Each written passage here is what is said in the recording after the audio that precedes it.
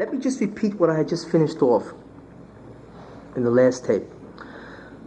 Remember that as a result of the chet of Adam Rishon, man now has two tasks which he must perform.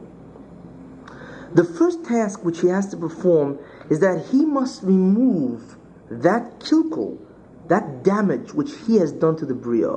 In other words, man has caused or contributed to added hester, added concealment of the presence of the Ribono Shel Olam in the Bria. And that, of course, has been caused by the chet of Adam Rishon, by the sin of man. And this was in a direct response to the fact that man saw himself as an independent being of God.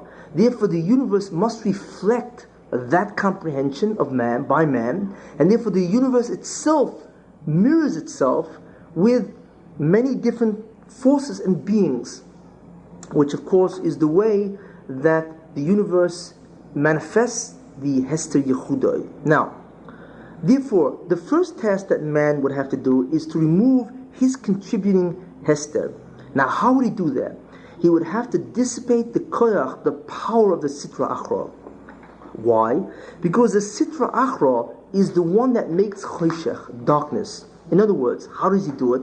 He gives success to all kinds of individuals who want to establish the idea that God does not exist, that God is not the sole entity and cause of reality. He promotes this multiplicity and plurality of beings and forces. And the Sitra Achra, of course, is able to do this because Mida Keneged Mida.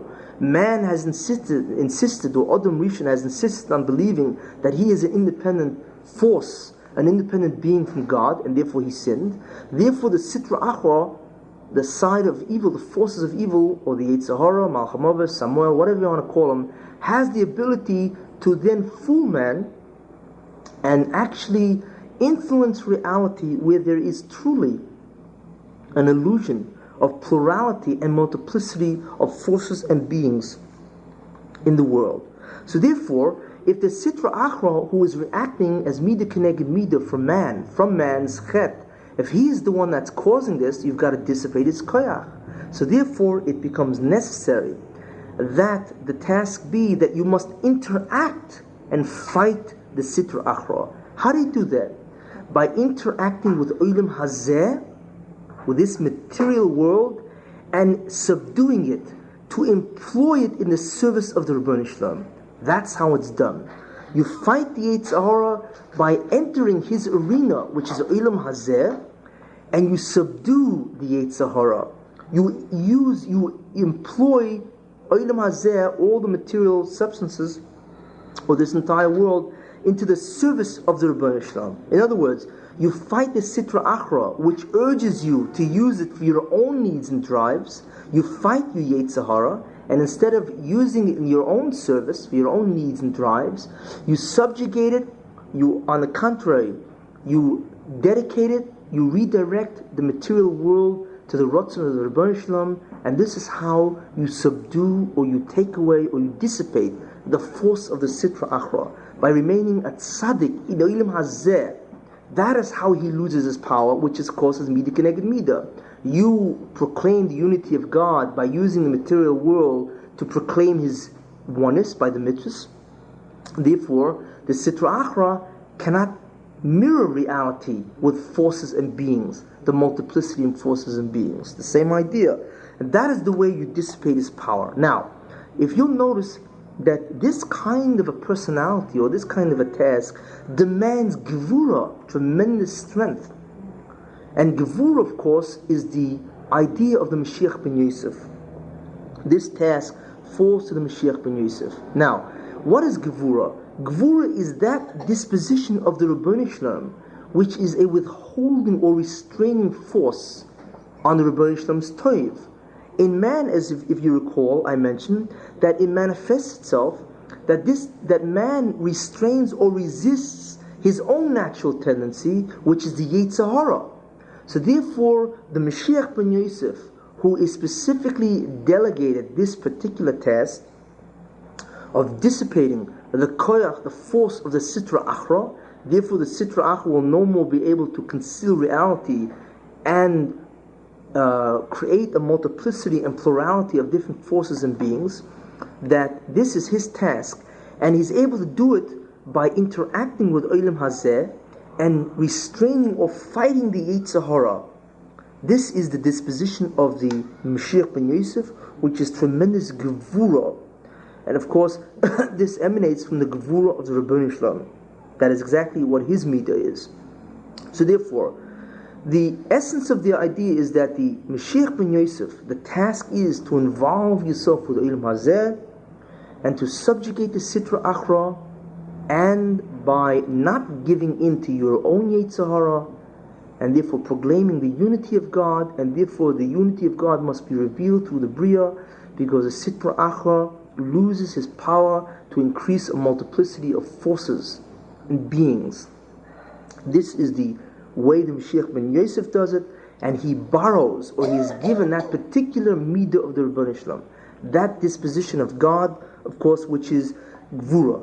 In this way, he dissipates the koyach, the force, the power of the Sitra Achra. In other words, the Mashiach ben Yosef therefore has a disposition which is inner directed, where he grows in service to God by tremendous self-control, by tremendous self-perfection, to fight the Yetzer Hara in the material world. That is the first task. And also that it must address itself to the Sitra Achra, and you have to dissipate its force. And the way it's done, as I said, is to interact with Olam Hazeh and to remain at Tzaddik, fight the Yetzer Hara.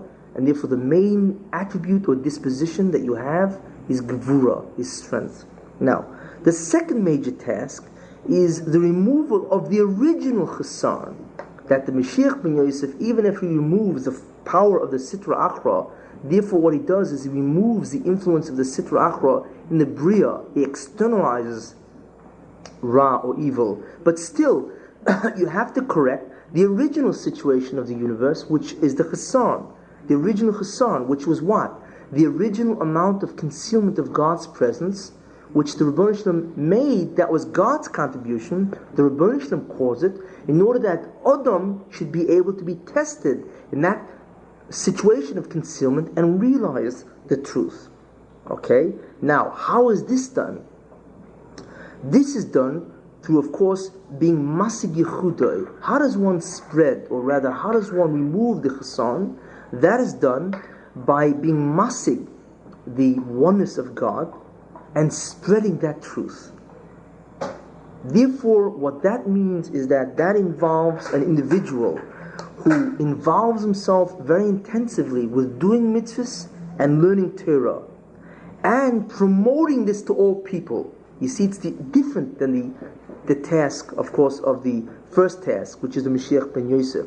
It involves learning Torah and being involved intensively in mitzvahs and promoting this to all people, and therefore you dissipate or you remove the concealment of the presence of God, because you promote it to all. First you promote it to yourself by being involved in mitzvahs and Torah, then you promote it to all peoples.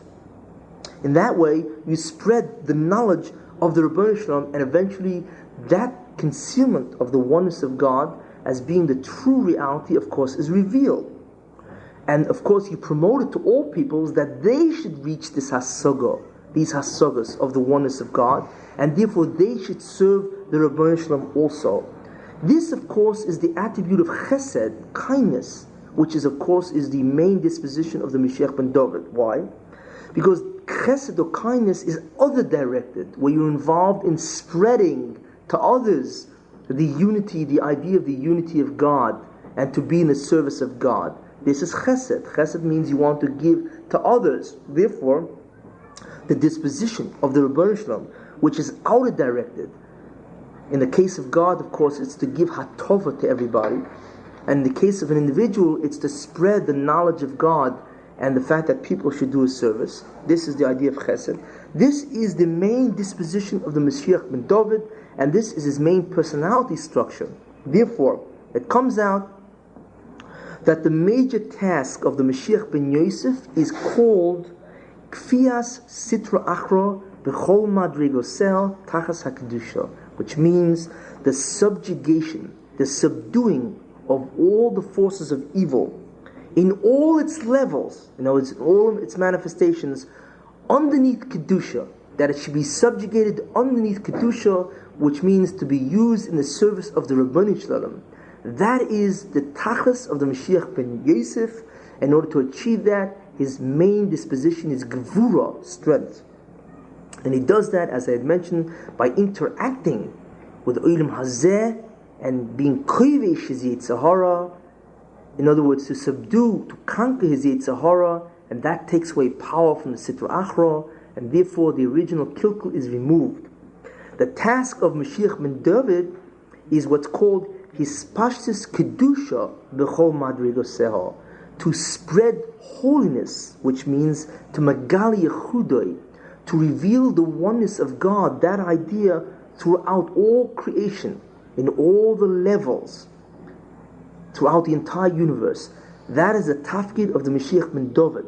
In other words, tikkun kedusha, to fix the idea or to impress upon oneself and everybody that kedusha, the hasog of Yehudai, is the major focal point of all creation. That is the task of Mashiach ben David. Therefore, as a result of the chet of Adam Rishon, we now see that two tasks became necessary. The first task is to remove the original Kessin, which was given to the Mashiach ben David. And the second task is the kilkul that man contributed, that added hester, that added concealment, and that was given to the Mashiach ben Yosef.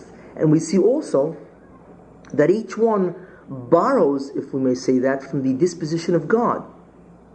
And therefore they have personalities suited exactly for what they have to do.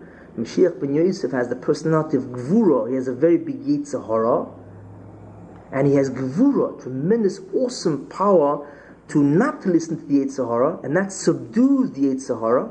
And as a result of that, you take away the power of the Yetzer Hara. This is the idea of the Mashiach ben Yosef. And the Mashiach ben David, of course, has the different disposition, and that's chesed, that he wants to promote the belief in God, the oneness of God throughout all creation, that everybody should understand this and serve the Rabbi Shalom. Now, this is what we have said in a very succinct and very short synopsis of what has been going on previously. And if you recall, that is the major two events or tasks which go on throughout all history. Now, how do we understand it in the terms of Yaakov and Esav? Okay? How do we understand it in terms of Yaakov and Esav? Now, once we understand this, then we see that history, which is nothing more than the progression of human events, is the determining principle of this, is nothing more than this simple idea that history is the progression of all different kinds of attempts, all different kinds of endeavors or trials to fulfill these two tasks by the two Mashiachim and by their assisting agents. That's all history is. History is nothing more, again, because I'm trying to sum it up in a very beautiful statement. History is nothing more than the progression of attempts, endeavors to fulfill these two tasks by the two Mashiachim and their assisting agents. Which means that in the beginning it was Adam Rishon and all the Bnei Noach, and then after they failed, it became all Yisrael, all Klal Yisrael. The two Mashiachim and all Klal Yisrael are involved constantly to masakin the Bria, to correct these two situations. One caused by the Rabbi Shalom, the Kessin, and one caused by man, the Kilkul. And therefore, the tafkid, or the objective, or the goal, or the aim of all history is to what? Is to usher in the Yemos HaMashiach. That's it. And all history can be understood by that central, or these central ideas. Now, if that is the case, this must apply also to Yaakov and Esav. Let us now go back and see how this applies, of course, to the actual story of Yaakov and Esav. Now, If you recall, in order to understand Yaakov and Esav, we must first understand Avram and Yitzchak. And then you see how Yaakov and Esav beautifully emerge and what's really going on. If you recall that chesed, which is one of the midas, the attributes or dispositions of the Rebbeinu Shalom, is on the tzad yamin, on the right side of Adam Kadmon, and I had explained all this in the previous shurim. Now, in light of that, the main disposition, or the primary disposition of Avram was chesed. So he borrowed from the chesed of the Rebbeinu Shalom, the desire of God to impart or bestow on others. Avram, his major primary disposition or attribute was of course this chesed. As such, Avram of course was a shirish of the Mashiach Mendel, and therefore he was involved in the tikkunim of that Mashiach Mendel, which is, what was the task of the Mashiach Mendel? His pashtus kedusha, to spread holiness throughout. And if you recall, that's exactly what Avram was doing. He was promoting the Rebbeinu Shalom throughout the entire Brio, wherever he went.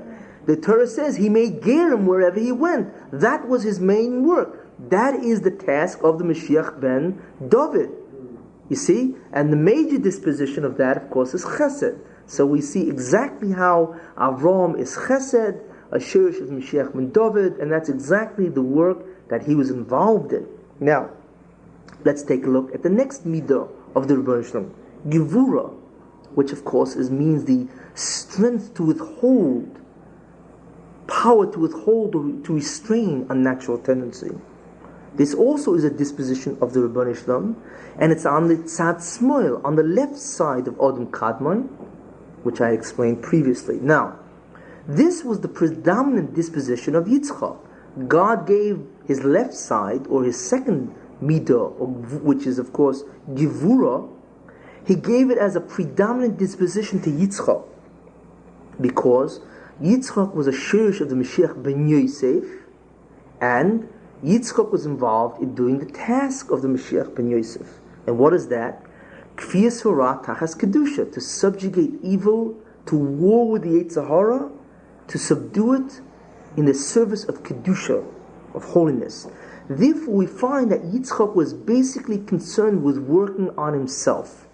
He tremendously refined his personality and character on himself. And just as I had mentioned, the Torah is merames that, because the Torah calls him an oila tamima. God said to Yitzchak, you cannot go out of Eretz Yisrael because you are an unblemished offering. Avram offered you on the Mizbeach, right? And you had the right kavonas. Therefore, you are a true offering, unblemished. Okay? Now, why do they call Yitzchak an oila tamima? Why not just call him a korban tamima, an unblemished sacrifice? Why oila? Because that is the quintessence of Yitzchak. Because an oila is kuloi kolil. It is completely offered up on the mizbeach, right? The kohanim, no priests eat of any of the meat.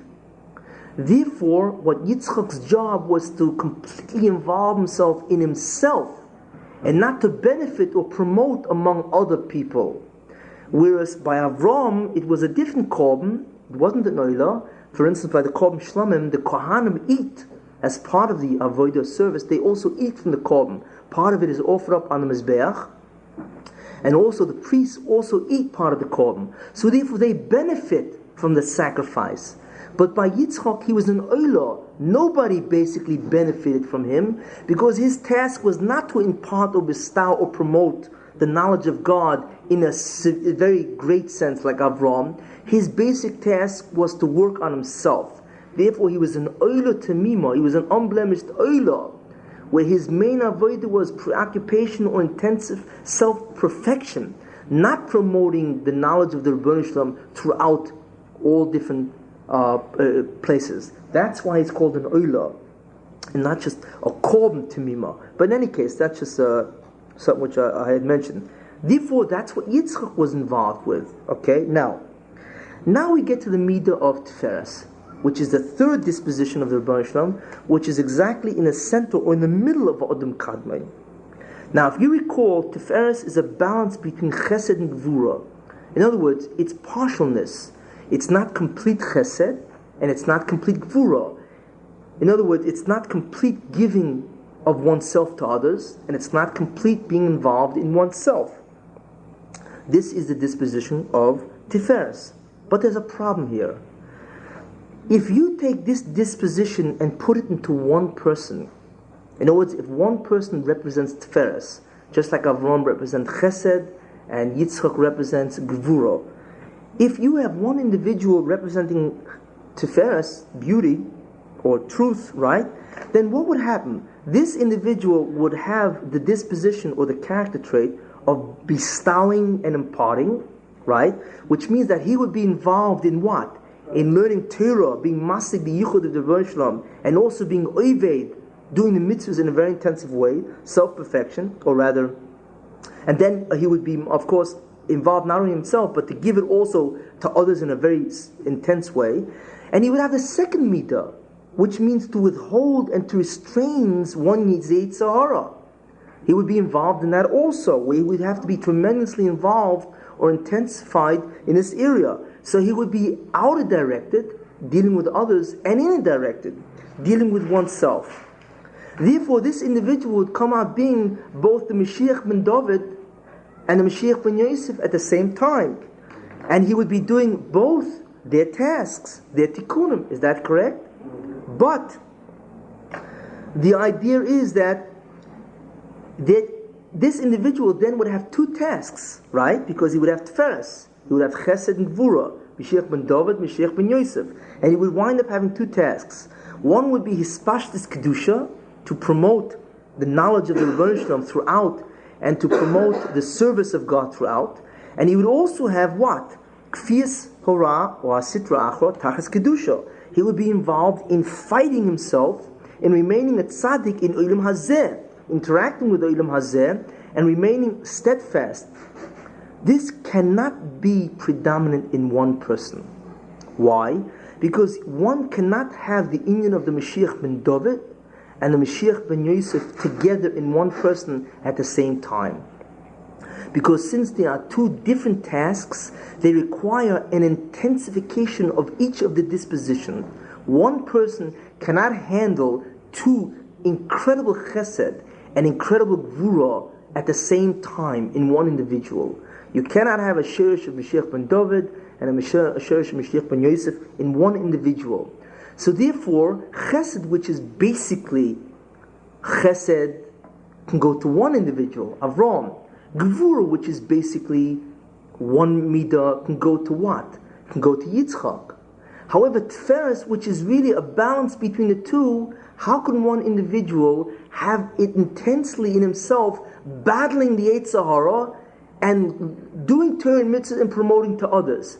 The tikkunim or the tasks or what has to be done by the Mashiach are far too great that one individual would be doing this. He would be ripped apart because at one time he's supposed to be battling Yetzer Hara, and at the other part he's supposed to be promoting the knowledge of the Rebbe Shalom to other people. You can't do that. It's very difficult to intensely occupy yourself in both areas. Therefore, you cannot have this inyan in one person at the same time. Therefore, what the Rebbe Shalom did is he split Tiferes. He took Tiferes and he split it into two different people. Okay? That is, therefore, he maintained the general balance, which means that Tiferes, in both of these individuals, they would have chesed and gvura in a good proportion, but each one would have in a tremendous intensification either in gvura or in chesed, but not totally as if they had been the only chesed and only gvura, because remember, these two people have Tiferes, so therefore there's a general balance. However, the Rebbeinu Shalom split Tiferes into two people, maintaining the general balance.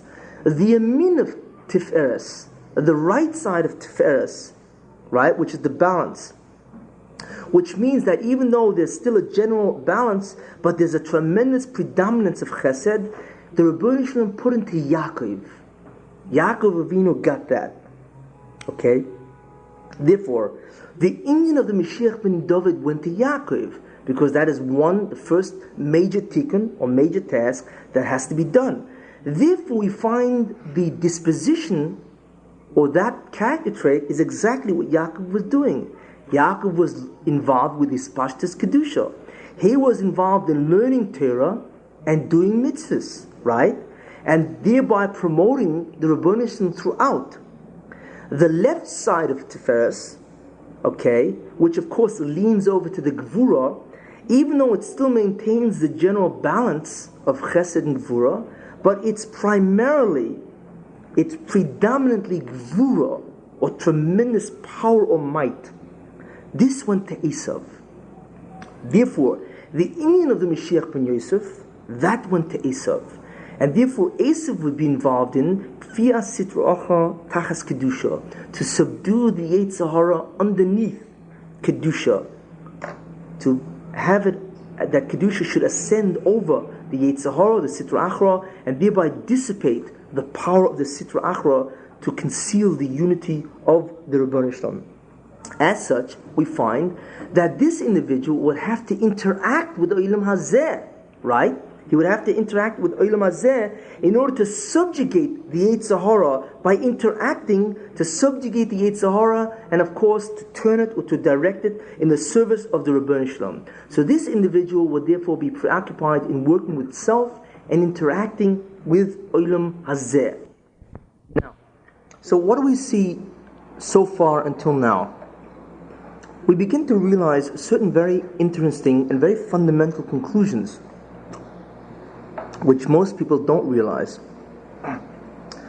We see that Esav and Yaakov were both Kedushim at the outset. They were both holy. In other words, they were both not on the tzad, or the side of evil, or somehow they were not at all involved in the Kedusha of Klal Yisrael. They were both Kedushim, both Esav and both Yaakov. They were both Kedushim. Not only that, and of course, we see that, of course, because each one's shirish, each one's root, or each one sort of emanated from the midah, or the disposition of Tiferes. Therefore, obviously, if they both emanated from that midah or of Tiferes, then clearly they were both Kedushim at the outset. However, of course, the basic difference was that one was on the right and the other was on the left. In other words, that each one, of course, had the general disposition of Tiferes, which of course means that there is a general presence of both Chesed, kindness, and Gevura, power or might. In addition, however, there were very strong inclinations toward one side.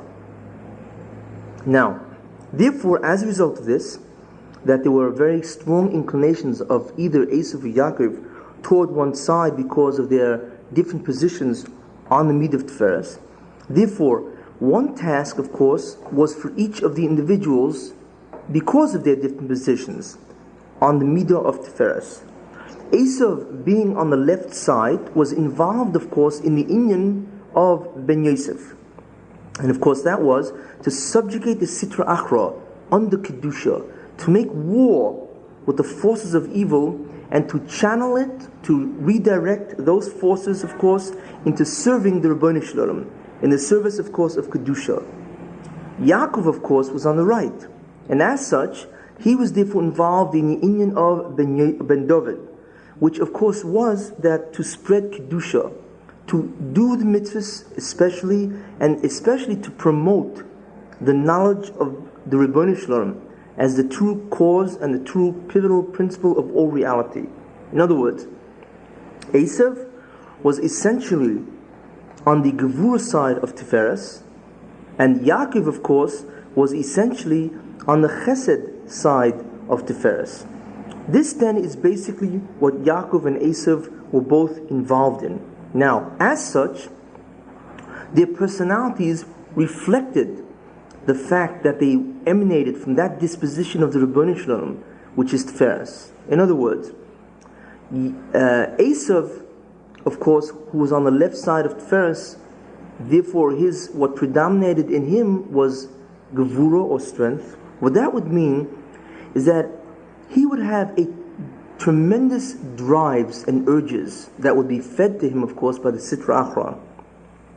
In sort of psychological terms, one could say that he had a tremendous libido.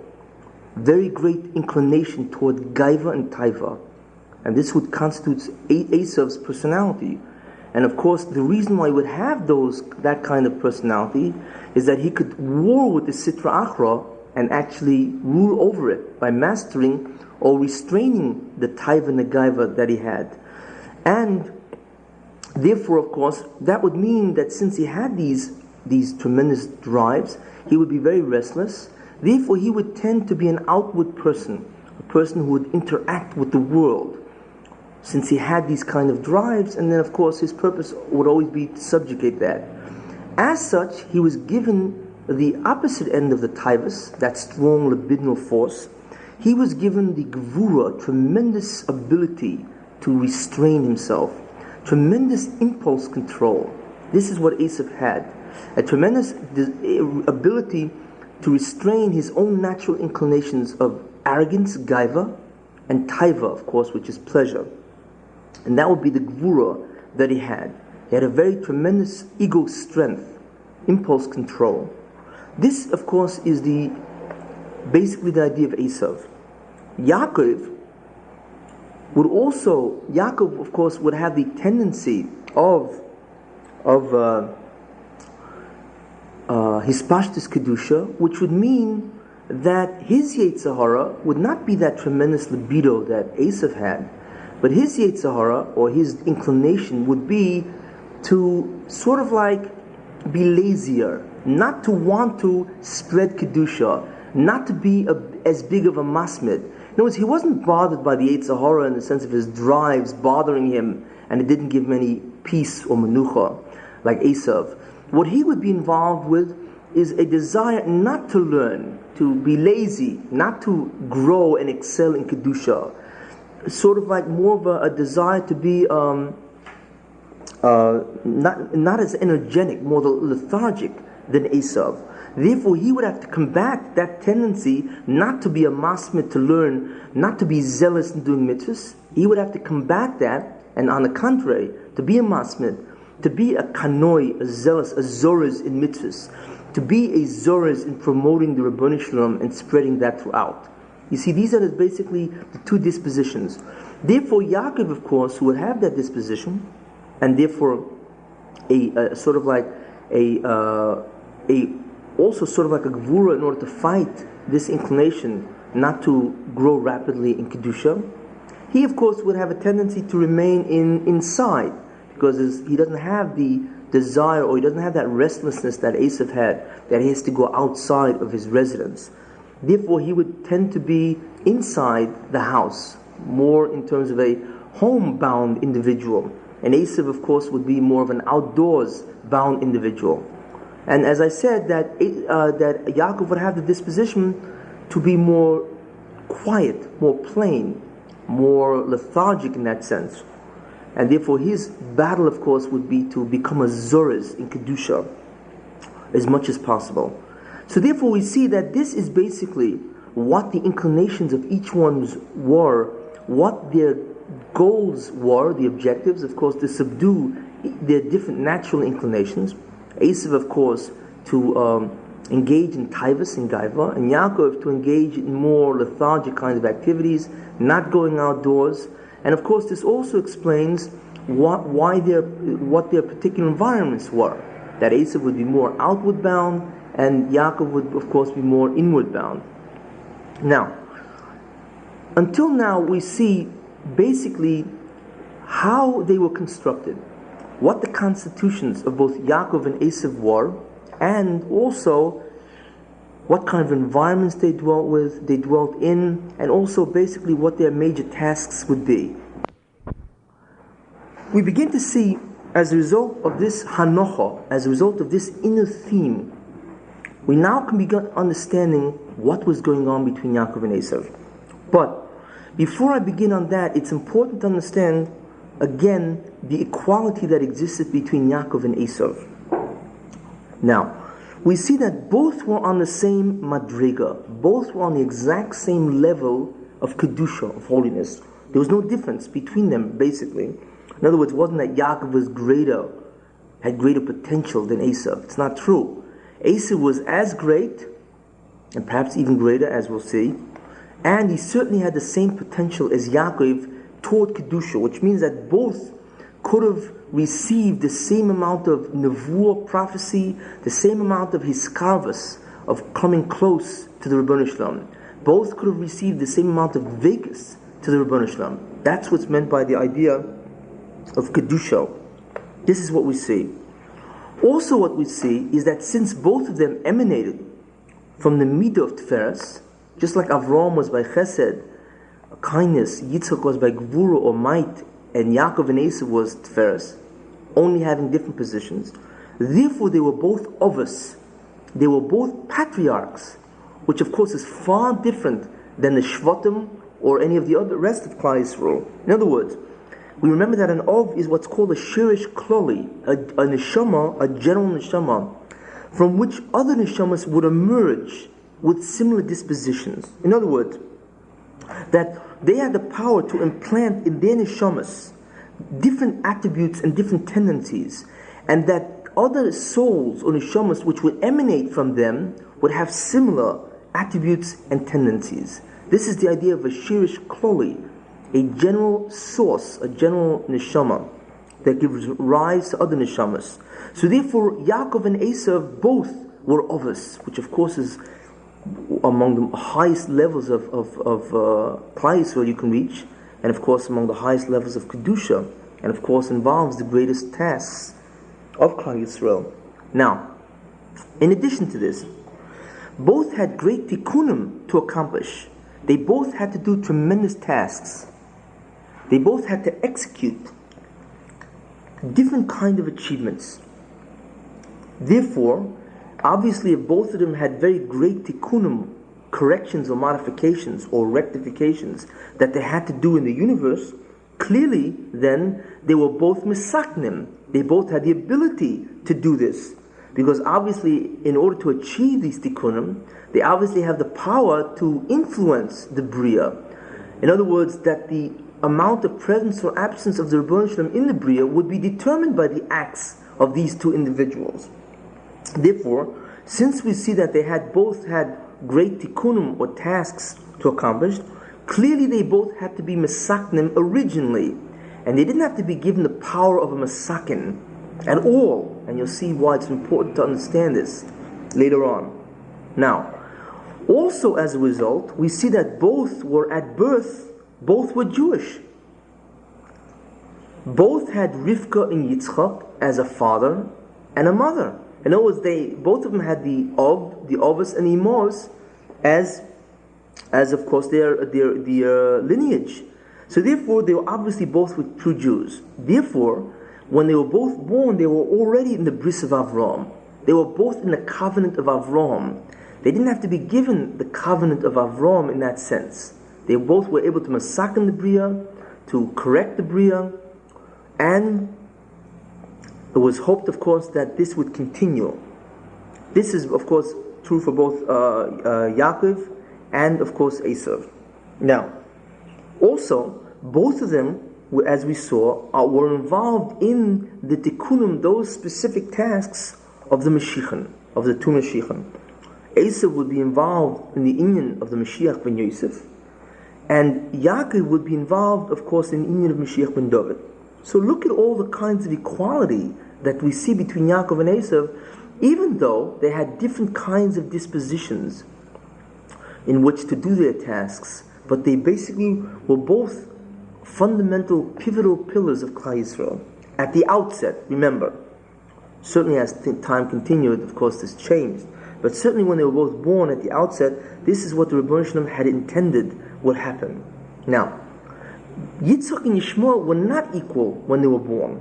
Clearly, from the fact you see that they had the same father, Avram, but they had different mothers. Yishmael had Hagar as a mother, and of course Yitzchak had Sarah. So they were unequal when they were born. However, Yishmael also was in the level of an Ov, in the sense that he would also give birth to descendants that would adopt his disposition. Yishmael had the same idea. In fact, you see that the Arabs had the same disposition as Yishmael, that Yishmael's disposition was cruelty, because Chazal say that he shot arrows at, he mocked Yitzchak, and he was engaged in a lot of different licentious behavior and so on. At the same time, Yitzchak also had Milah, he kept the bris, and he also was involved in Chesed, because he learned that from Avram. And if you take a look at the Arabs today, the Arabs also are involved in these ideas from Yishmael, that they also have Milah, that they have very big Balei Chasodim, in the sense that they're big Machnas Urchem. A guest by an Arab is sacrosanct, but they're tremendously cruel people. In other words, a person who's a guest by them would be treated very, in a lot of reverence, on the contrary, make him comfortable and so on. But as soon as he walked out of the tent and he was no more under the protection of the Arabs, you can then, of course, stab him in the back. This, of course, is the inconsistencies that Yishmael picked up when he mixed his nature, of course, with the nature of Avram. But in any case, Yishmael was an Ov in the sense that he was a Sherish Kloli who could give different attributes and tendencies, different kind of characteristics to Neshamas who descend after him. And interestingly enough, we see that Yishmael had 12 descendants, similar to the 12 tribes.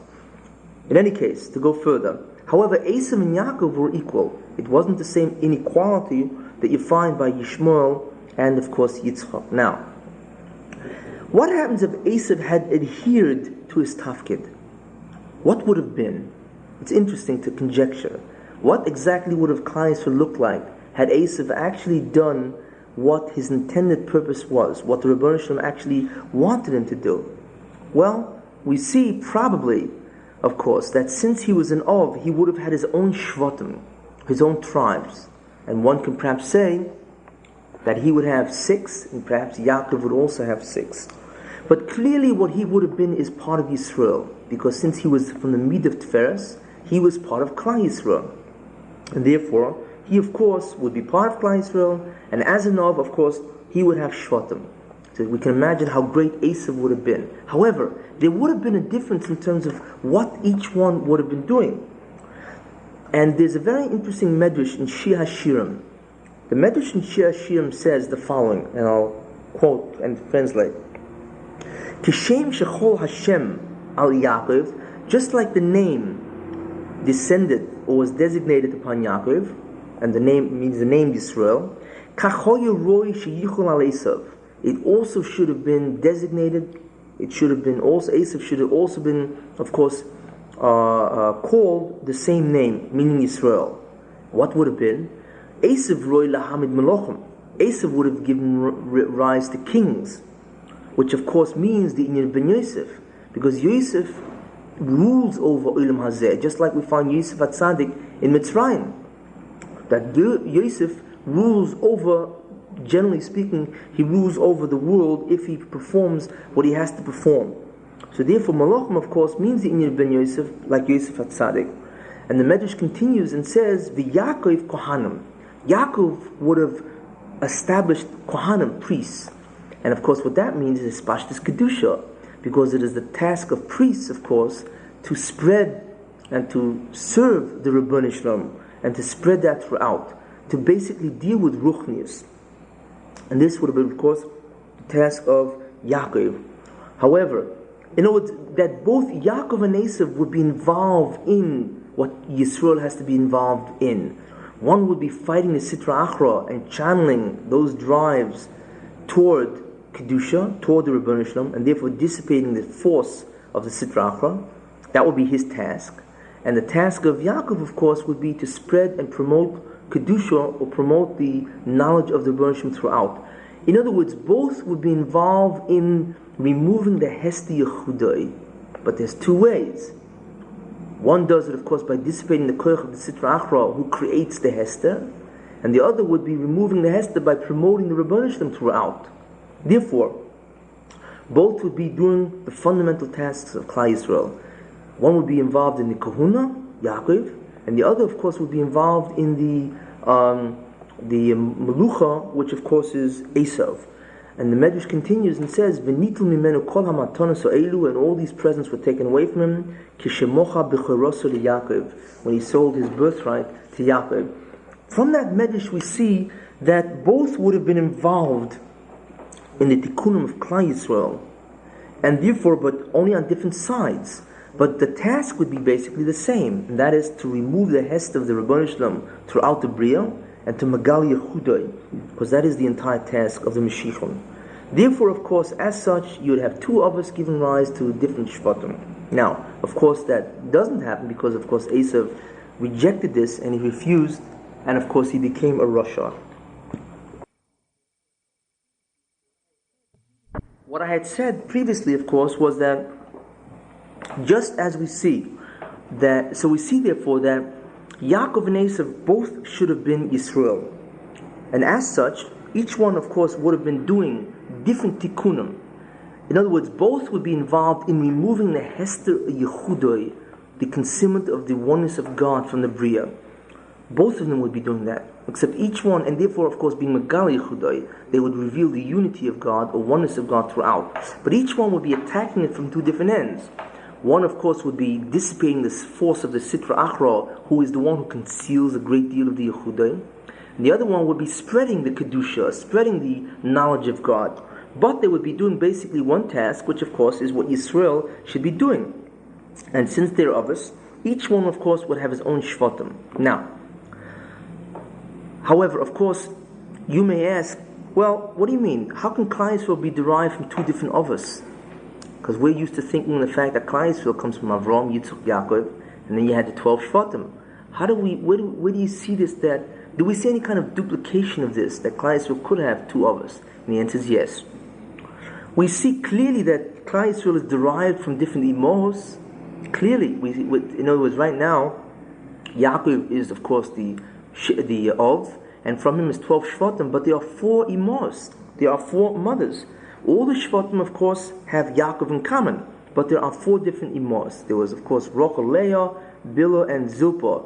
And therefore, we clearly see that the Shevet Shvatim do not have to have the same mothers, as long as they retain the paternal lineage. So basically we see that they have to have at least the same father. Right? No, it's not true. They don't have to have the same father either. They have to, however, maintain the lineage to the Ovos in general. Where do we see that? We see that by, of course, we see that by Ephraim and Menashe. Why? Because by Ephraim and Menashe, who was their mother and who was their father? The answer was that Yosef was their father and Osnas was their mother. So therefore we see that Ephraim and Menashe shared in common Yaakov with the other Shvatim, but they did not share their mother and their father, because the father and mother of Menashe and Ephraim was Osnas and Yosef, whereas the father and mother of the other Shvatim was Yaakov and one of the 4 imos. So therefore, if Menashe and Ephraim, who are 2 Shvatim, on equal status as the other Shvatim, shared Yaakov in common, but to them it was their grandfather, and to the other Shvatim it was their father. So therefore, as long as they maintain their paternal lineage, they could be, of course, Yisrael, or a Shevet. However, they didn't have to have the same fathers, just like the Shvatim by themselves didn't have the same mother. Now, had Esav therefore observed the mitzvahs and done, of course, his task, his tafkid, then you would have had the same thing. That Shvatim would have been derived from different mothers and different fathers. And all of them, the sons, the Shvatim of Esav and the Shvatim of Yaakov, would have had not the fathers in common, or the mothers, but what they would have had is, of course, the grandfather in common, which, of course, is Yitzchak. Therefore, again, had Esav done his tafkid, done his task, of course, he would have been part of Klal Yisrael, going into a different direction, having his own Shvatim, and all Klal Yisrael, of course, both Yaakov and Esav and all the Shvatim, would, of course, been descended from Avram and Yitzchak, and that would have been their common paternal lineage, which, of course, would have made them Klal Yisrael. This is basically the theme, the underlying theme, the hidden theme, I should say, of what is really going on in the story of Yaakov and Esav. Now, therefore we begin to see that the story of Yaakov and Esav that takes place through Toldos, Vayetze, and Vayishlach, and actually also, as we will see later, through the other parshas in the Torah, in Bereshis, namely Vayeshev, of course Miketz, Vayigash, and Vayachid, that basically the The story's plot or the theme is how the Rabbi Shalom's plan was frustrated by Esav's rishus, because Esav became a rasha, so therefore he frustrated the plan of the Rabbi Shalom, and what Hashem did to compensate for this. As a result of the fact that Esav frustrated the plan of the Rabbi Shalom clearly had to take another path. In other words, he intended that there should be two of us having shvatim, and Esav, of course, frustrated that plan by becoming a rasha. Therefore, the Rebbeinu Shalom had to take another direction. So therefore we see that there was no guarantee in any time in terms of the Ovos that they would have Klal Yisrael from them. Until Yaakov finalized the concept of Yisrael, there was no guarantee, Avram, Yitzchak, and Yaakov, that you would have this finality. It required three of us to complete the different ideas. Then there would be a guarantee that no matter how sinful Klal Yisrael was, the Rebbe would not abandon them. But that would only be on the condition that Klal Yisrael finished the initial building, namely Avram, Yitzchak, Yaakov. Okay, and of course it was supposed to be with Esav. Fortunately, Yaakov finalized that, because he at least maintained what his task was. But again, there was no guarantee, and it's speculative to consider. Fortunately, thank God it never happened, that had Yaakov not done his task, so not only had Esav not done his task, but had Yaakov not done his task, what would have resulted probably would be is that the Rebbeinu Shalom would have to look for another ummah to be Klal Yisrael, or he would have to make some kind of arrangement where he would have to lessen the requirements for Klal Yisrael to be called, for this a particular nation to be called Klal Yisrael, thereby of course being much worse, because every time the Rebbeinu Shalom has to give up on a condition, then the idea of Namnik Sufa gets larger and larger. This is always the idea that continues. But that's important to remember, that Klal Yisrael was finalized only after all three of us finalized the idea. Had three of us not finalized the idea, as we see what almost happened, because Esav failed, and he was an Av, Klal Yisrael probably would have taken another direction. But fortunately, Yaakov finalized the idea of course, the task of the Rebbeinu Shalom, which is to do the mitzvahs, and that's the entire idea of bris. Therefore, once the idea of Yisrael was finalized, then even if the Jews later on don't deserve it, the Rebbeinu Shalom, through a specific hanhoga called Hanhogas HaYichud, which I had spoken of previously, will ensure that Klal Yisrael will mesaken the Bria. And I'll speak about that a little more when I get more into Yaakov and Esav. In any case, we can now begin the Chumash to understand exactly how we see this theme and what was happening as Esav was becoming a rasha, and what did the Rebbeinu Shalom do to, of course, overcome this and make sure that Klal Yisrael would complete the tikkunim, because you need both tikkunim. You've got to subjugate the Sitra Achra, and you've got to spread Kedusha, and both would constitute the tikkunim that Klal Yisrael have to do. So therefore, what did the Rebbeinu Shalom do? Now let us begin to look into Chumash. What I'm going to do is I'm going to go to the beginning, Parshas told us, and I'm going to begin in the narrative. And then at each appropriate place, I'm going to ask the question that I had asked previously, and we're going to begin unfold the entire story. Now, the Chumash says, of course, Ve'ele Toldos Yitzchak ben Avram. These are the descendants or progeny of Yitzchak, the son of Avram. Avram hoiled is Yitzchak. Avram gave birth to Yitzchak. Now, I'm not going to comment, of course, on each pasuk, because there are many different forshim on each pasuk, the redundancies in each pasuk and what they really mean and so on. I'm concentrating, of course, on the major theme of what's involved. Now, it says, Vahi Yitzchak ben Aboim Shona.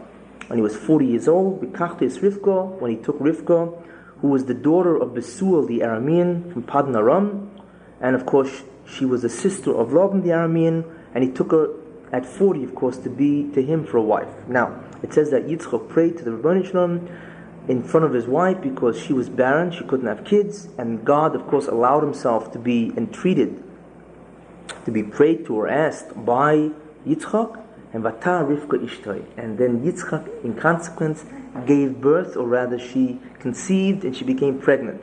Now, it says, Vayisroitetzu habonim bikirba. And the bonim, the two individuals, the two sons, inside of her, they struggled. Okay, now, if you recall that I asked the Kasha, that the Medrash says that Yaakov Avinu, what was the struggling all about? Well, Vayisroitis comes from the word rotz, to run. What it meant was that every time she passed a yeshiva, for instance, Shem Ve'ever, Yaakov, of course, would run to be born. He would try to break out, because obviously he was going in the direction of Torah. And Esav, he would run, and every time she passed an Avodah Zarah, Esav, of course, would try to run to be born. So therefore, obviously, he had a tendency toward Avodah Zarah. So the question is, if the drives were so great in terms of Esav toward Avodah Zarah, then where is Bechira? How do we understand this? Now, we can now begin to understand, based on the theme that we know, what was going on. You should know that a person is given those conditions, his urges, his dispositions, all the kinds of the strength of the urges, the environment, everything. All the conditions which forces him into the area that he has to masaken. A person is placed into the arena that he must engage in battle. He has no choice about that. He has no bechira. Why a person is placed in that arena and not another arena, no man knows. Only God knows, because that depends on the shirish neshama and things which are only is known to the Rebbeinu Shalom and is not known by man. However, we know that a person is designated for a specific spot, task, and in that he's born. He cannot choose what his task will be, what arena he will fight in, but he must fight in arena, and his job is that whatever arena he has been designated to fight in, he's got to fight. He's placed in the exact area, in the exact arena where his tikkunim, that which his tasks are, they will take place. But he has free will. He can either do his tasks or he doesn't have to do the task. Therefore, since the inyan of Esav, of course, is to masaken the Bria, in the sense that he is involved in the inyan of Mashiach ben Yosef, which is to subjugate the Sitra Achra, since he is that of that inyan, therefore he has been given tremendous drives from the Yetzer Hara, and his purpose, of course, is to gover Allah, to withstand those tremendous drives. Because one who is engaged in battle with the Yetzer Hara gets everything the Yetzer Hara has to give in terms of drives and tremendous libidinal forces in terms of the way they manifest themselves in the psyche of an individual. Therefore, his tafkid, his task is to subdue those drives. Therefore, if he was delegated to be in the inyan of Mashiach ben Yosef, which means to battle with the Sitra Achra and dissipate his force, he is therefore given incredible drives in order that he should subjugate those drives and, of course, be masakin whatever he has to masakin. That's very important to see. Now, however, you may ask, so therefore Esav had bechira. He merely had the drives which were incredible, but he still had free will. You may ask, however, how do we know? In order to have free will, if he had such incredible drives, then he clearly had to have a tremendous ability to be gover on those drives. Or else, what's the point? Even if a person has free will in the sense that he chooses, it's a first cause. If you recall what I said about free will, what the meaning of it and significance of free will is. But you can effectively negate somebody's free will by giving him a Yetzer Hara that there's nothing he can do. Therefore, clearly Esav had to have been given a tremendous power, might, ego strength, tremendous impulse control, where he can channel this drives into Kedusha. So the question is, where do we see this? Okay, we see this from three different areas. The first area is Misvara. Clearly, the Rebbeinu Shalom does not make anybody a Rasha. All men are created for a task and they have free will. Certainly if Esav was part of Tiferes, he certainly had free will, or the whole thing is negated. Correct? Therefore, Apisvara, Esav has free will. Merely by saying the fact that he had tikkunim to do, he therefore obviously had to have free will, which would mean they had the potential to battle those tremendous urges. In addition, you cannot call Esav a Rasha unless he was Birchel Rishus.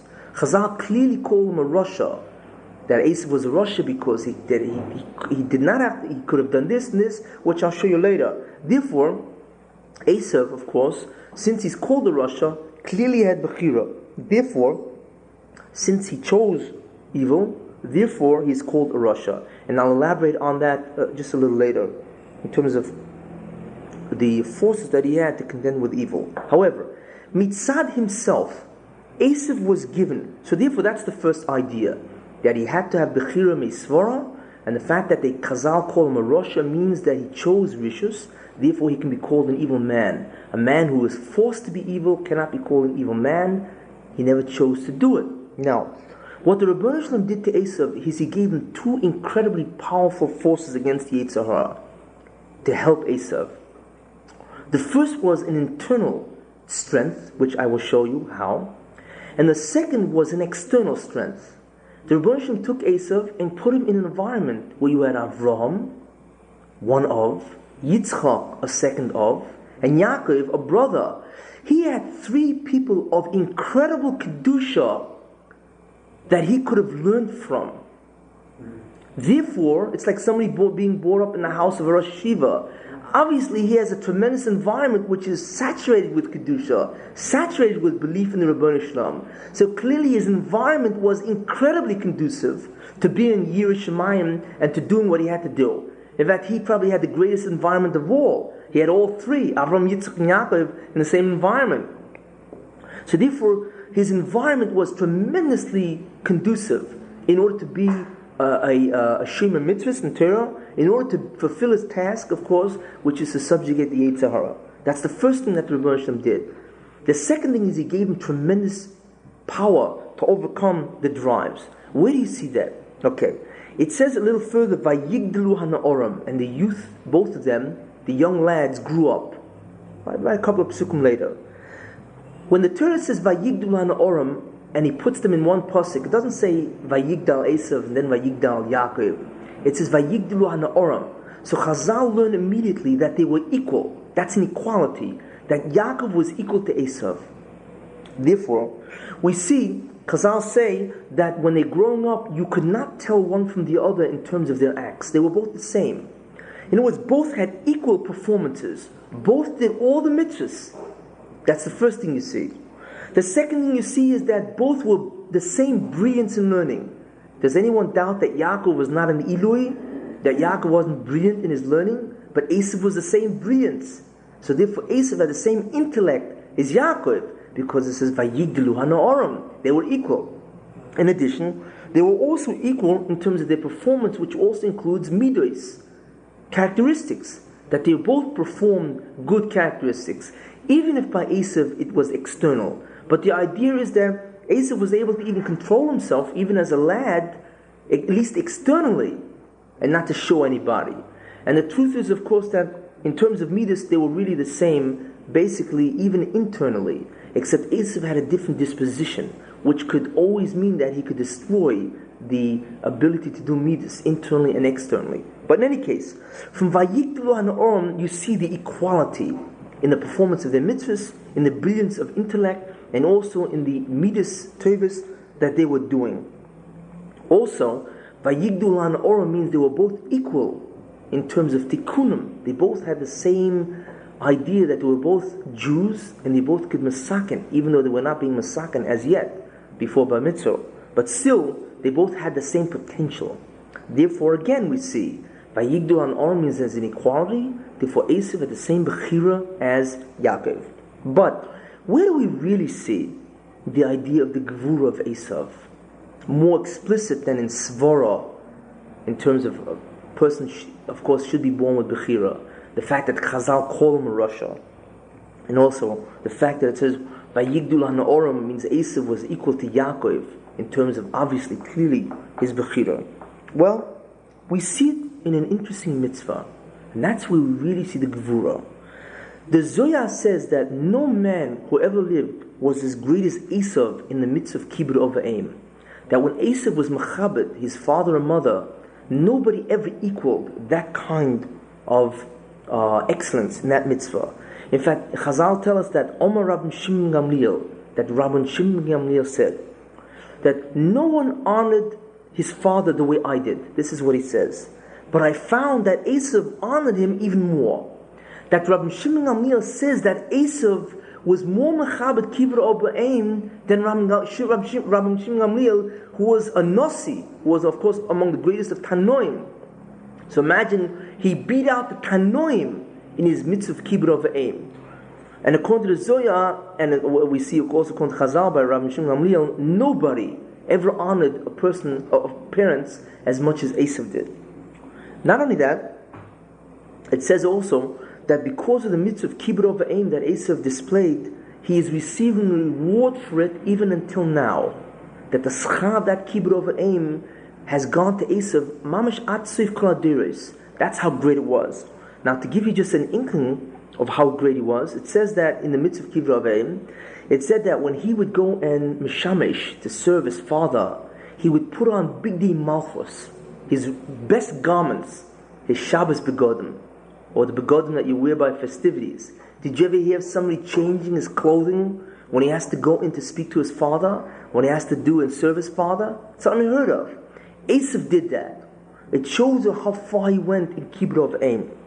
And also, it says by Yaakov, when he's going to meet Esav, that he says, Hatzileni no mi Esav mi achi. Save me from Esav, my brother. Why? Ki yorei onechi oisai, because I'm afraid of him. And Chazal say the reason why he feared Esav is because of the kibbud v'aim of Esav. That Keneged Yaakov was far greater than Yaakov's kibbud v'aim, as we clearly see even later when he went to Lavan and he never even contacted his father. So he was ne'nash, he was punished. But in any case, we'll see that later. But Yaakov Avinu was tremendously afraid of the mitzvah that Esav performed in terms of kibbud v'aim. Now, I asked the question, what's the significance of the fact that Esav observed kibbur v'aim? What does that mean? Okay, so therefore we will see that the significance of the mitzvah is that it indicates the awesome gevura that Esav had. And you know why? A person who has tremendous drives, libido, a person who has tremendous gaiva, as Esav did, because Esav was a retzeach, a murderer. And a murderer, the hallmark of a murderer is gaiva. Why? Because he indicates that his needs come first, even at somebody else's life. That he's willing to kill somebody so that he can fulfill his needs. It means you're getting in my way, I'll kill you. That's Ritzicha. And Ritzicha, of course, is a manifestation of incredible gaiva. In addition, and we also see by Esav that it says Vayives Esav Bechira, that he despised the Bechira. So Esav is rejecting Ol Malchus Shemayim, the authority of God. He, Esav, despises the priesthood, the service that the firstborn would have to do. Therefore, that's another indication of the tremendous gaiva of Esav. In addition, of course, Esav was a murdered Baal Taiva. So therefore, Esav's gaiva and his taiva, and of course he was given this because he had to fight the sitracha. What do you think would be the most difficult mitzvah for Esav to perform, given his incredible arrogance? The answer is submission to authority. Obviously, an individual who is an incredible bagaiva, the most difficult thing he finds to do is to submit to authority. That's the most difficult. Kibbur v'aim, what is that? That is submission to authority. So we find that not only did Esav do the most difficult mitzvah for him, not only did he do it, but he did it in the greatest in all history. And he had tremendous drives not to want to kibbur v'aim because he had incredible gaiva. So that shows you that when Esav finally decides to observe a mitzvah, right, he picks the mitzvah which is the most difficult for him, and he observes it the greatest in all history. Could you imagine that man's gvura, how much he took that Yetzer Hara in this particular mitzvah and he bashed it all around? That's Esav when he decides to do a mitzvah. That is the significance of Chazal when they try to point out the kibbur v'aim of what Esav had. That's one of the significances, because the kibbur v'aim indicates the awesome gevura that Esav had when he finally decided to do the mitzvah. In addition, we find further on that Esav again displayed tremendous gevura, because when Yaakov so subtly deceived him and he took the brachas, we can imagine the rage that Esav was in. That obviously he wanted to kill Yaakov. And for Esav to be goiva on his incredible tendency toward gaiva and ritzicha to Yaakov, because he didn't want to bring pain and sa to Yitzchak, again indicates his incredible gevura. Therefore we see what the significance of the mitzvah of kibbud v'aim was. And therefore we see clearly that Esav had tremendous amount of gevura when he wanted to do it. Therefore he clearly had bechira, even though he had a tremendous tendency toward avodah zarah. So when Chazal say that he ran toward avodah zarah when Rivka passed avodah zarah, it merely means the tendencies and the drives, but it doesn't mean that Esav had to take that direction. He was supposed to be gover on that tendency to run toward avodah zarah. That was his tachlis. Now, interestingly enough, one of the results of the fact of kibbud v'aim is Chazal say, the Zohar says, that because Esav has such tremendous hachnot to Yitzchak, tremendous submission to Yitzchak, because Esav had such tremendous submission to authority, in the sense of kibbud v'aim, to honor one's father and mother, therefore, what the Rebbeinu Shalom did is that he, in response to that mitzvah which he performed, he would rule, he would dominate all mankind the longest, because he was so great in his submission to authority. Therefore, when it comes out that who would dominate the world, that Esav's, his descendants, which of course is Rome and Western civilization after that, they would have the longest dominion of all. All other nations would be in submission to them. And that the Rebbeinu Shalom was a schar that he gave Esav, because you, of course, submitted yourself and were machabed, honored your father and mother to such a great extent. Therefore, your reward will be that all nations of this earth will submit themselves to you for thousands of years. It's midah keneged midah. This is what the Rebbeinu Shalom did. That's also the significance of the idea of kibbud v'aim. And this the Zohar says. Now, I had asked the question that what can we see about the idea of Esav? What can we see, or rather, what is the essential characteristic of Esav, and therefore the essential characteristic of his descendants? Since, of course, Esav is an Ov, and therefore, as an Ov, Esav is a shirish, a root, and therefore his descendants would inherit all the characteristics of Esav. They would have a disposition because he was a patriarch. So therefore, what was the essential idea or characteristic trait in Esav? And therefore, where do we see it in his, of course, descendants? And the answer to that is that we see that Esav observed religion. He observed Judaism because of kibbud v'aim. Because he wanted to please his father, he therefore observed religion. Therefore, he held Milah. Chazal say he held the mitzvah of Milah, and not only that, his descendants also held it until Yitzchak died. Then they let it go. But we see that he did observe some mitzvahs. Also, we see that Esav made believe to his father that he observed. He deceived Yitzchak because he didn't want to pain his father because he wasn't observing the mitzvahs. So we see, therefore, that Esav allowed his gaiva and taiva to be submitted to authority, whether he observed the mitzvah, even if he had to deceive his father, but he allowed an authority to rule over him, in the sense that he at least had to deceive the authority in order to go and do his chatoim, his gaiva, of course, and his taiva. Therefore, his descendants would have the same thing, that they would also submit to a religion. They would also submit to an authority. In other words, they would also have a great religion. And this religion would dominate the world for thousands of years, because Esav, as I told you, kibbud v'aim, therefore the Rebbeinu Shalom allowed him to dominate everybody, which means that his descendants' religion would dominate everybody. But the religion that was practiced by Esav was merely a deception. Therefore, the religion which is practiced by his descendants is also a deception. They employ religion for deception. In other words, they legitimatize all their urges, their gaiva, their ritzicha, their murder, their arzorius, their incredible cruelty, their taiva, their materialism, under the cloak or the guise of religion. And of course, I refer to none other than Christianity, who has killed and butchered hundreds and hundreds of thousands and millions of Jews, all in the name of their Savior, all in the name of their religion. They've done the worst crimes in all history, all in the name of their religion. And therefore the same idea, they have used their religion in order to justify and legitimatize all their incredible murderous deeds and their incredible materialistic passions. That's exactly what they have done. And they have been following their, of course, ancestor, which of course is Esav, because he used religion in the same way.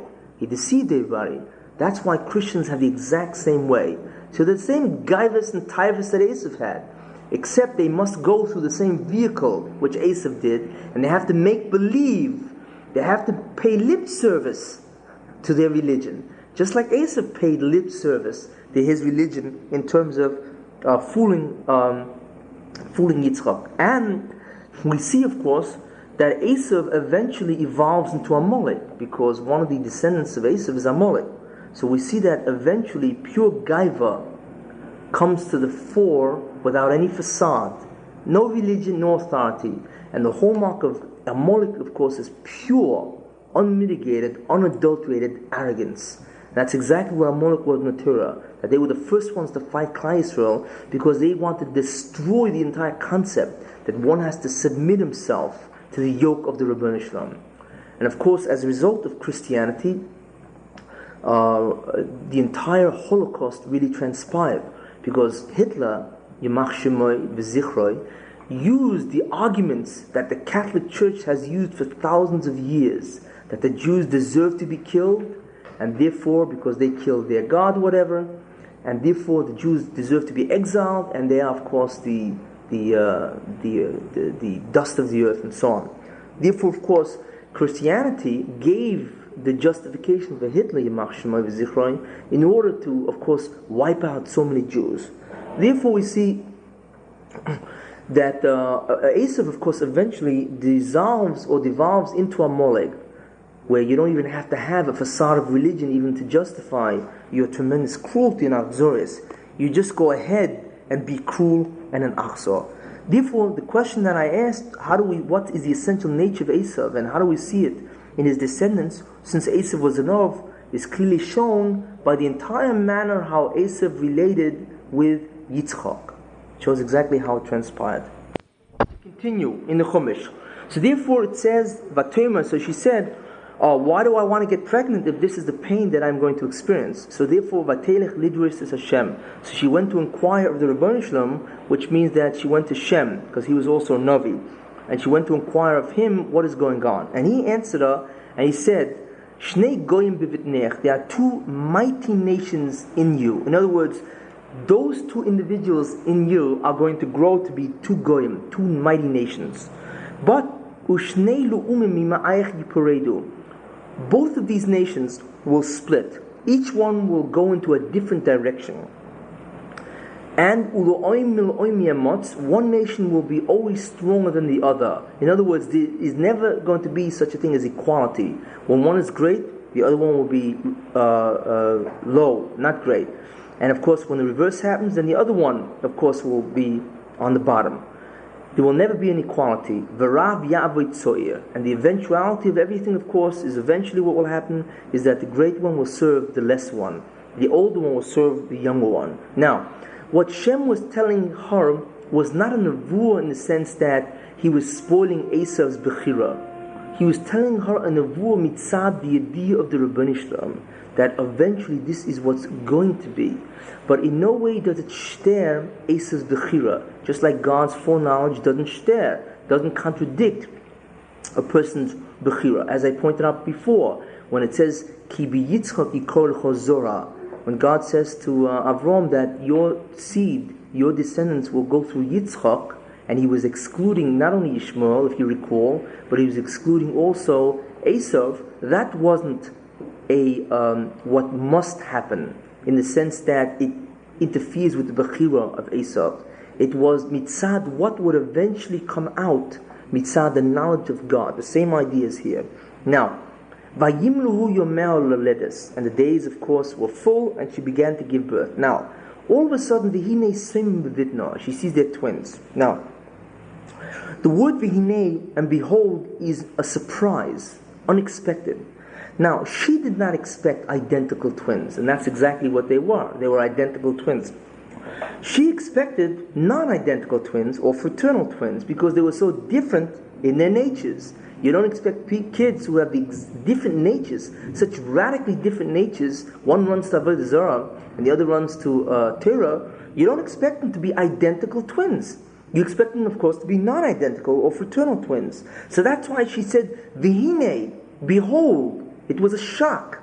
It was a surprise to everybody, especially to Rivka, that they were toimim, that they were identical twins.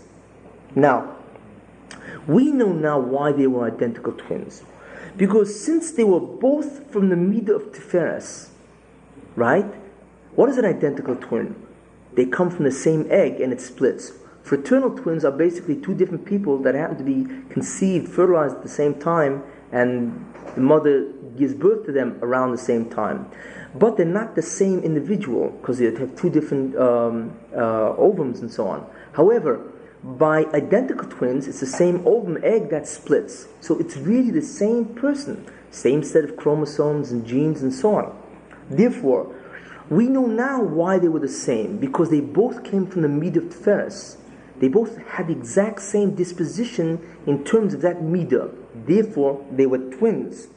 And of course, they were both involved in the tikkunim of the Mashiach, in a sense that they both had to be involved in removing the Hesti Yehudai, the Rebbeinu Shalom, and the Magali Yehudai. But since they were in different positions on Tiferes, one was on the right, which was Yaakov, and Esav, of course, was on the left. Therefore, they differed in two ways. And that's why two letters are missing in Toimim, to indicate that even though they were twins, they differed in two fundamental ways. What was that? One is that their spiritual tasks were different. One was on the right of Tiferes, and one was on the left of Tiferes. Therefore, one was in the inyan of Ben David, and the other was the inyan of Ben Yosef. That's why they differed on the ruchnistic level. And the second thing, therefore, is they differed physically. They both had two different kinds of physical dispositions. That's why, therefore, their natures, their physical natures were different, and of course, the appearances were different because, as we'll see, Esav was red and hairy, and Yaakov, of course, didn't have any of these kind of features. Therefore, the reason why two letters are missing from the word Toimim is because they differed in those fundamental areas. In the spiritual tasks, which is Ben Yosef and Ben David, and also in the physical appearances and features. They both had completely different physical kind of conditions or constitutions. Therefore, even though they are identical twins, they were, however, different in those two ways, and therefore two letters are missing. Now, what we have to remember is Toimim also, we understand now why Toimim, why they were twins, and we also understand the fact why the two letters were missing. Now, Toimim, of course, indicates, again, that both were exactly equal in Kedusha. In other words, both were true Jews, both could mesaken the Bria in their individual tasks, and therefore both were equal in Kedusha in the sense that they could get to the same level of Dveikus to the Rebbeinu Shalom. Therefore they were on the same level. That's why they were twins. And in Malachi it says, in the first parak, V'haloi och Esav liYaakov. And what the yesod of that pasuk is, it says, and behold, Esav is a brother to Yaakov. And what the Rebbeinu Shalom is saying there is, Esav is the equal of Yaakov at the outset. And not only that, but you'll see over here it says, V'yachreichein yeitzei ochiv. And after he went out, after Esav went out, it says that Yotzo, V'yachreichein yotzo ochiv, that his brother went out. And when the Torah refers to him as his brother, again it's signifying that they were equal in all these ideas. But the differences were that they had different tasks to perform, and therefore, and also that they were physically, the constitution of both were different. And that is indicated by the two letters which are missing in the word Toimim. Now, to go further, in the pasuk, Vayetze Horishon Admoini, the first one came out, he was red, he was reddish. Kuloi Kader Serah, he was hairy like a fur coat, and they called his name Esav. Now, why was Esav red? What is the the implication of the reddish constituency, because red is, of course, is the color of war. And what was the task of Esav? To war with the Sitra Achra. His task is to always be in conflict with the Sitra Achra, to subdue it. That was his war. In other words, when you war with an enemy, therefore he has the color of red. But Yaakov's task, of course, was also war with the Yetzer Hara, but it's not the power of the Yetzer Hara, which really lies in the taivas and gaiva of Ulam Hazeh. So therefore, it's not the same kind of war that Esav had. His was a real war with the Sitra Achra, and therefore he was red to indicate that he was a man of war, reddish, bloody. That's why, of course, he was red. Then it says, V'achrei chein yotze ochiv. After that, his brother went out, which again, as I pointed previously, indicates that he was equal to Yaakov because the Torah calls him that he was a brother. Now, to go further, it says that the Yodi Ochezes Ba'akev Esav, that Yaakov was seizing the heel of Esav. What does that mean? And then it says Vayikra Shmo Yaakov, and therefore his name was called Yaakov. And Yitzchok was ben Shishim Shona Beledes Esam. Yitzchok was 60 years old, of course, when they were born. What is the significance of the fact that Yaakov was holding the heel of Esav? What does this mean? Well, we can see that there are 6 different meanings. What this means, in other words, this V'yodi Ochezes Ba'akev Esav indicates 6 different ideas that will emerge as a result of this particular position that Yaakov was holding onto the heel of Esav.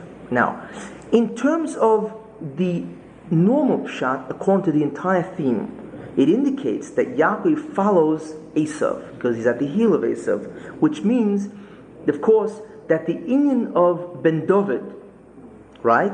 In other words, the task of Ben David and the coming of Ben David goes after the inyan of Ben Yosef and the task of Ben Yosef and the coming of Ben Yosef, right? Therefore, Ben Yosef is first. Therefore, as a result of that, Esav would come out first and Yaakov would come out second, because this is the order of what they had to do in the Bria. That the inyan of Ben David and his coming, of course, would be after the inyan and the coming of Ben Yosef. And since Yaakov was in the inyan of Ben David and Esav, I should say, was the inyan of Ben Yosef, therefore Esav came out first, and therefore Yaakov followed him. This is the meaning according to what should have been, according to the Bechira of Yaakov and Esav. The Torah, however, incredibly, includes in the exact same metaphor what would happen eventually, in truth, according to the Nevuah of the Ribono Shel Olam. So in other words, one expression indicates all ideas, in the sense that it says what should have been in terms of Yaakov and Esav, in terms of their Bechira, what God wanted initially, and also it indicates other ideas which would say what would truly happen in terms of the knowledge of God, that Esav would fail. Okay?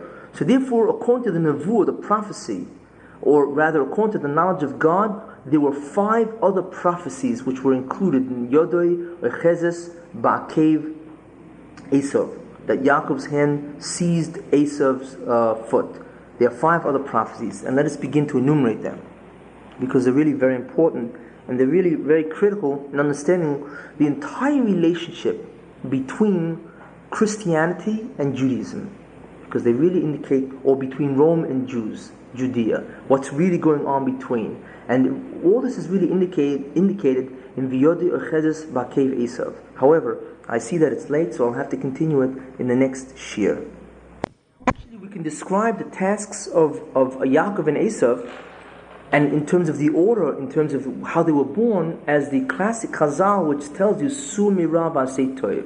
First you must remove yourself from evil, and then you can do good. It's the same idea. First you have to contend with the Sitra Achra, and you have to remove his influence from you. That's fight, dissipate his power, and remove him from you. Then you can set about increasing the amount of kedusha within you. So we see that Sumeira, turning from evil, precedes, of course, Asay Tov, doing good. The same idea with Yaakov and Esav. Esav was in the Bechina of Sumeira, to fight with the Sitra Achra, to dissipate his power, to remove that evil influence of the Sitra Achra over the Bria, in which the Sitra Achra is concealing the oneness of God. And Yaakov, of course, is involved in Asay Tov, to promote the concept of Kedusha throughout, to promote the idea, of course, and the true knowledge that the Rebbe Shalom, of course, is the true underlying principle of all reality. So therefore, the idea of Sumeira B'Asay Tov is basically also a metaphor for the tasks of Yaakov and Esav, and just like Sumeira